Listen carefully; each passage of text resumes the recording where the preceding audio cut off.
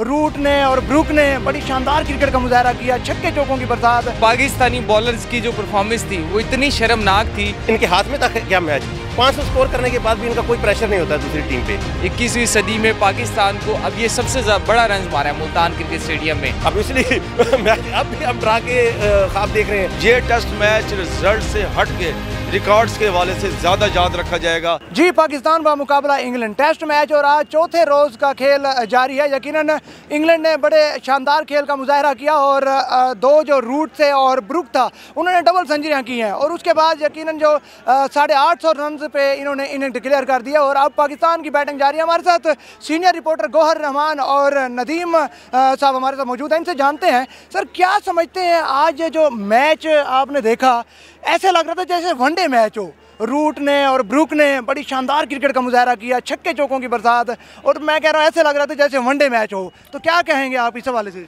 Pakistani bowlers को जितनी पिटाई पड़ी है तो उसने तो रिकॉर्ड ही कायम कर दिए हैं। इंग्लैंड ने इतने रिकॉर्ड बनाए हैं इस मैच में, 800 से ज़ायद रन बनाना कोई आम बात नहीं है। पहली इनिंग में इंग्लैंड ने 800 से ज़ायद रन बनाए हैं और पाकिस्तानी बॉलर्स की जो परफॉर्मेंस थी वो इतनी शर्मनाक थी कि आप अगर उसको जितने मर्जी पिच को क्रिटिसाइज़ कर लेंगे, पिच के अंदर कुछ नहीं है, कोई चीज़ नहीं कर सकी, पिच के अंदर जान नहीं है। और लेकिन 800 रन बनाना तो यार 800 रन तो खाना तो कोई ताल्लुक नहीं है इसका, क्योंकि जो इंग्लैंड का अगर रिकॉर्ड देखा जाए ना, इंग्लैंड ने 21वीं सदी के हवाले से 21वीं सदी में पाकिस्तान को अब ये सबसे बड़ा रन मारा है मुल्तान क्रिकेट स्टेडियम में। ये भी रिकॉर्ड कायम हुआ है। इंग्लैंड के 2 प्लेयर्स ने 200 रन भी किए हैं और पाकिस्तानी 4 बॉलर्स ने जो है ना वो पाकिस्तान के हमने देखा बैटिंग में 3 सेंचुरियां हुई तो बॉलर्स ने भी 4 सेंचुरियां करवाई हैं। इतना रन खाया। बिल्कुल इसमें माना कि विकेट जो है वो बिल्कुल फ्लैट था, सीधा विकेट था, ऐसे लगता था जैसे सीमेंटेड विकेट हो, बॉल सीधा आता था। मगर फील्डिंग के हवाले से क्या कहते हैं, क्योंकि कैचेस भी तो ड्रॉप हुए हैं, इसका मतलब फील्ड में भी काफ़ी सारी इन्होंने गलतियाँ की हैं जिसकी वजह से इन्हें नुकसान हुआ। अच्छा, पाकिस्तानी टीम ना वही रिवायती क्रिकेट खेली है। पहली इनिंग में परफॉर्मेंस दे के उसके बाद ये लोग थक जाते हैं, रिलैक्स हो गए और उसके बाद ये नहीं खेल सके। फील्डिंग का जिस तरह से आपने निशानदेही की है, बॉलर्स ना बॉल पकड़ पा रहे थे, कैच ड्रॉप कर रहे थे, ऐसे इतना बड़ा रन ऐसे तो नहीं हो गया। अब वही सिचुएशन वही हो गई है जो पिछले परफॉर्मेंसेस में हमने देखा होती आ रही है कि पहली इनिंग इन्होंने गुजार ली, उसमें थोड़ा अच्छा खेल लिया। अब दूसरी इनिंग में क्या हो रहा है, वही पिच जिसको हम कह रहे थे, जिसको पाकिस्तान एक जवाब बना रहा था कि ये बिल्कुल बॉलर्स के लिए इसमें कुछ भी नहीं है। अब आप ये देखेंगे ये कल तक ये जो मैच में ये पिच है ये मुकम्मल तौर पर बॉलिंग पिच हो जाएगी। वही परफॉर्मेंस, कुछ तब्दील नहीं, कुछ रिपीट, हर वही गलतियां रिपीट हो रही हैं और कुछ नहीं सीखना, कुछ इन्होंने कसम खाई हुई है इतना बड़ा रन खा कर भी। और ये डर तो ये है कि जिस तरह से मैच चल रहा है और कल आखिरी दिन होगा और इंग्लैंड जिस तरह से इस टाइम बॉलिंग कर रहा है, मुझे लगता है कि इनिंग्स से पाकिस्तान को शिकस्त हो सकती है। जीत का तो सवाल पैदा होता ही नहीं है ना, वो तो इन्होंने ख़त्म कर दिया वो वाला मामला। अब या तो ये है ये ड्रॉ कर लें तो बहुत बड़ी बात होगी, अगर ड्रॉ नहीं करते तो शिकस्त तो यकीनी है। चलें जी, पाकिस्तान जो है ड्रॉ करने की तरफ जा रहे हैं मगर लगता नहीं है कि ये मैच ड्रॉ हो जाएगा। सर क्या समझते हैं आप, क्या क्योंकि आपने बैठ के देखी हैं पिचेस की सूरत हाल, खिलाड़ी किस तरह कारकर्दगी पेश कर रहे हैं, इस वाले से थोड़ा सा बताइएगा। देखिए, हम पहले भी बात कर रहे थे कि पाकिस्तानी टीम बॉलिंग के अपनी बॉलिंग में इंतज़ार करती है कि कब पिच में क्रैक्स पड़ें और हम जो है इन पर हावी हों। लेकिन आप ये देखें जो इनका मेन बॉलर था, मैजिक बॉलर था, उसकी उन्होंने इतनी पिटाई की कि आज पाकिस्तान ने उसको बॉलिंग में भी नहीं लाया। इब्रार की मैं बात कर रहा हूँ। दूसरा ये कि उनकी जगह जो दूसरे स्पिन अपना बैटिंग ऑलराउंडर थे, स्पिन बॉलर थे, उनको आजमाते रह गए और आज जो वो आउट भी हुए तो वो तेज़ खेलते हुए आउट हुए। और ये मैच जो है याद रखा जाएगा जो है रूट के हवाले से और ब्रुक्स के हवाले से। एक ट्रिपल सेंचुरी और रिकॉर्ड टूटा है सहवाग का, वरिंदर सहवाग का रिकॉर्ड टूटा है और इसके अलावा 5000 रन्स बनाए हैं ICC के टेस्ट क्रिकेट चैम्पियनशिप में मुकम्मल किए हैं जो है रूट ने 59 मैचेस में। और इसके अलावा पाकिस्तान के ख़िलाफ़ वेस्ट इंडीज़ का रिकॉर्ड था 1957 में बना था। ये वो मैच था जिसमें सर गैरी सोबर्स ने ट्रिपल सेंचुरी बनाई थी और वेस्ट इंडीज़ में, और उस मैच में पाकिस्तान की तरफ से हनी मोहम्मद ने भी जवाब में ट्रिपल सेंचुरी बनाई थी। वो मैच था पाकिस्तान के साथ।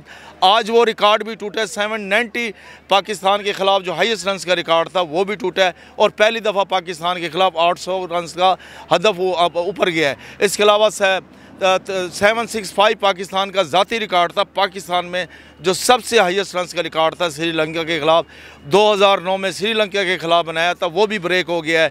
ये टेस्ट मैच रिज़ल्ट से हट के रिकॉर्ड्स के हवाले से ज़्यादा याद रखा जाएगा। और जैसा कि अब सुबह में मोहतरम गौहर रहमान बता रहे थे, हम अपडेट कर रहे थे इसी SG न्यूज़ से, उन्होंने बड़ा जो अपडेट दी थी उसमें ये था कि जो रूट ने जो एलिस्टर कुक का रिकॉर्ड तोड़ा था, अब वो चंद सौ के फासले पर हैं कि सचिन तेंदुलकर को छोड़ के 13,000 रन जैसे मुकम्मल करते हैं तो 1 बाय 1 वो रिकॉर्ड तोड़ते चले जाएंगे और इसी साल में वो दुनिया के दूसरे सबसे बड़े रन्स बनाने वाले बैटर बन जाएंगे। और जो रूट, और ये देखें कि ये जो टेस्ट मैच है ये इंग्लैंड की कोई उसमें नहीं है, पाकिस्तान की अपनी हमाकतों की वजह से, उसकी वजह से बिल्कुल बैकग्राउंड में हम चले गए हैं। और 5-5-5 कोई छोटा मोटा रन नहीं थे। इनकी स्ट्रेटजी वो जो समझ नहीं आ रही थी कि कप्तान कर क्या रहा था, उससे चाहिए था कि वो रन रोकने की तरफ जाता। इसके हवाले से इनके पास कोई प्लान नज़र नहीं आया, जिसकी वजह से उन्होंने वनडे नहीं बल्कि आज तो T20 के मुताबिक उन्होंने मैच खेला है। अच्छा जी, बिल्कुल गौर भाई आप मज़ीद बताइएगा सर, क्योंकि इन्होंने अभी कहा कि जो रूट जो है ना वो एक नए जो रिकॉर्ड ब्रेक करने जा रहा है। आप क्या समझते हैं मज़ीद जो आप कुछ? अच्छा, पाकिस्तान की परफॉर्मेंस का अंदाज़ा आपको ना मैं एक बड़ी मज़े की चीज़ से लगा लें। 150 ओवर जो पाकिस्तान ने किए हैं उसमें पाकिस्तान ने सिर्फ 1 ओवर मीडियन करवाया है जिसमें कोई रन्स नहीं बना।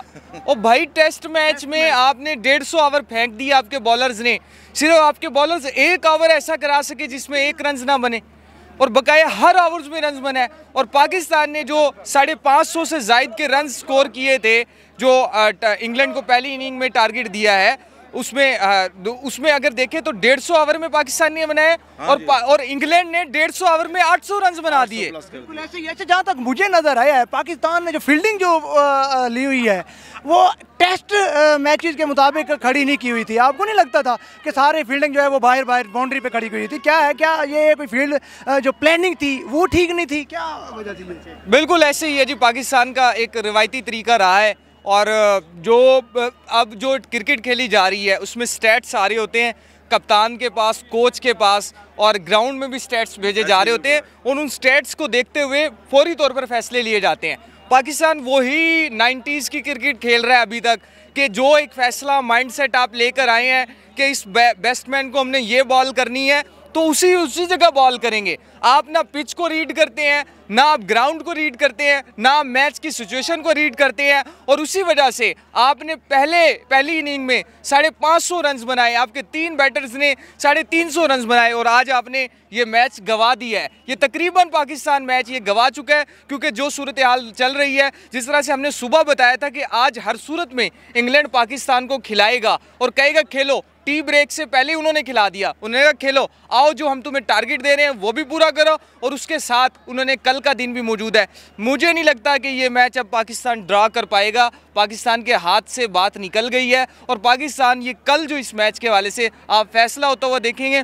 और जिस तरह से नदीम साहब ने कहा ये एक हिस्टोरिकल मैच होगा जिसमें दोनों टीमों ने इतने रन्स बनाए, रन्स के अंबार लग गए और उस मैच का फैसला भी हो गया। एक ऐड कर दूं बात और मोहतरम गौर भाई की रिकॉर्ड्स के बारे में बात कर रहे हैं। वो जो 11वां टेस्ट मैच पाकिस्तान ने मुसलसल हारने वाली बात हो रही थी वो दोबारा जो है ना जिंदा हो गया। और जो Shan Masood as a batter तो कामयाब रहे लेकिन एज ए कप्तान बिल्कुल वो नाकाम नज़र आए हैं और फ्लॉप रहे हैं। और वो जो एक था कि पिच को इस वजह से फ्लैट किया गया है और सुबह अपडेट किया था इन्होंने कि आते ही पहले दिन 50 मिनट पहले उसको उन्होंने फ्लैश कर दिया, बिल्कुल फ्लैट कर दिया था। वो भी नाकाम, पाकिस्तान की हिकमत अमली नाकाम हुई और वो जो मुसलसल 11वें टेस्ट की हार वाला मामला था, इशू था, वो भी दोबारा सर उठा रहा है। और पाकिस्तान के ख़तरात जो है ना 70% पाकिस्तान के हाथ से मैच निकल चुका है। जी बिल्कुल 70% पाकिस्तान के हाथ से मैच निकल चुका है। तमाशाई हमारे साथ मौजूद हैं, क्या समझते हैं पाकिस्तान और इंग्लैंड का मैच है, क्या सूरत हाल होगी, अब मैच कहाँ जा रहा है? बिस्मिल्लाहिर्रहमानिर्रहीम। ये देखें कि सिर्फ ये नहीं है, ये टेस्ट नहीं, आज का टेस्ट या आज का दिन नहीं कह सकते हैं। हमारे जो पिछले 2-2.5 साल से जो चल रहा है, अब देखें अच्छी खासी क्रिकेट चल रही थी, पाकिस्तान की बहुत बेहतरीन क्रिकेट चल रही थी। तो हमारे पास दुनिया का बेहतरीन बैट्समैन था बाबर आजम। हमारी जितनी भी ओवरऑल हम क्रिकेट देखते हैं और स्पेशली हम बैटिंग में जितनी स्ट्रगल कर रहे थे, तो हम खास उसमें मतलब हमें पहले तो बहुत दिक्कत आ रही थी, यानी यूनुस और मिसबा के बाद कोई इतना वो हमारे पास कंसिस्टेंट बैट्समैन था नहीं। फिर हमारे पास बाबर जैसा एक अच्छा अजीम प्लेयर आया, पूरी दुनिया में मतलब उसका एक पहचान बनी कि वो बंदा एक दीवार है, वॉल है, वो स्ट्रॉन्ग है बहुत। अब आज के मैच की क्या समझते हैं, अब क्या सूरत? मैच शुरू होने से पहले आप देख लेना इसकी क्या कंडीशन थी। इनके हाथ में था क्या मैच, 500 स्कोर करने के बाद भी इनका कोई प्रेशर नहीं होता है दूसरी टीम पे। मतलब अगर इनके माइंड में ये रहेगा कि मैं कैप्टन बनूंगा, वो कैप्टन बनेगा, तो ऐसा एक बंदा कैप्टन था, सब उसके साथ एग्री थे। अभी अब देखें ये तमाशाइयों का उसमें कितना वो मतलब एक बुरी तरह रद्द-ए-अमल आया है।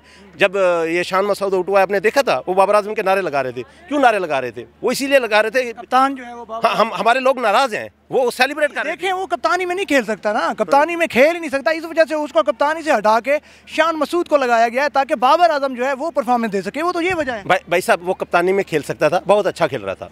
आपकी बात ठीक है, आप अपना एक पॉइंट ऑफ व्यू रखते हैं और आप समझते हैं, मेरे से हो सकता है अच्छी तरह क्रिकेट को समझते हो, लेकिन वो बंदा अच्छा लेके चल रहा था, सब कुछ अच्छा जा रहा था। जब से उसकी कैप्टनसी के ऊपर बिला वजह बातें होनी शुरू हो गई। देखिए एवरेज विनिंग तो हमारी थी ना, एक औसत विनिंग तो थी हमारी, लेकिन उसके साथ कुछ चीज़ें अच्छी होने वाली थी। जब उसकी कैप्टनसी पे बातें होनी शुरू हो गई तो उसका ये हो गया। अब देखें, जब पिछला मैच था, पिछले मैच में चलो मतलब जब हमारी बांग्लादेश के साथ जो सीरीज़ थी उसमें कुछ पुअर डिसीजन थे। चलो अब ये मैच ड्रा की तरफ जाएगा या जीत की तरफ जाएगा, किसी की तरफ? अब इसलिए मैच अब ड्रा के ख्वाब देख रहे हैं। अब जो कंडीशन जो देखी जा रही है कि पाकिस्तान जो है अब हार की तरफ जाता हुआ ज़्यादातर नज़र आ रहा है, क्योंकि तमाशाइयों का भी यही कहना है कि कप्तानी में भी काफ़ी सारा जो है वो डिफरेंस आया है। क्योंकि कप्तान जो बाबर आजम था तो उसको अगर रहने दिया जाता तो हो सकता था कि इसकी प्लानिंग जो है वो कुछ और तरीके से होती, मगर अब जो है अब मैच की क्या सूरत हाल है, मज़ीद कल आखिरी दिन है, उस आखिरी दिन में जाके पता चलेगा। जी।